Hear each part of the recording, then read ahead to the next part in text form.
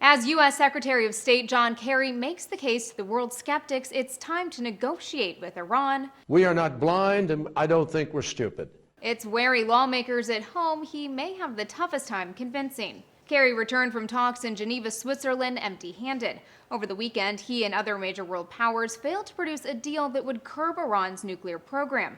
But they're hopeful a second round of talks next week will do the trick. Any deal would likely involve Iran scaling back some of its nuclear activity in exchange for some modest relief in tough international sanctions. But here's the thing.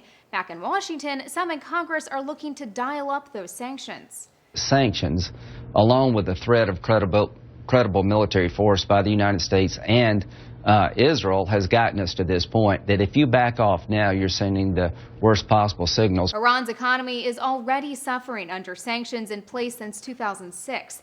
The logic is imposing more sanctions would be the final straw, enough to at least convince Iran to dismantle its nuclear program. The House has already passed a bill to further cut Iranian oil exports, but the Senate has agreed to hold off until after a briefing by Kerry. But with both Republicans and Democrats in the upper chamber calling for tougher action, he'll have an uphill battle convincing them extra sanctions will have the opposite of their intended effect. As White House Press Secretary Jay Carney put it, resolving this diplomatically is the best way. The American people do not want a march to war. The White House argument is an interesting one. The administration says current sanctions are what brought Iran to negotiate in the first place.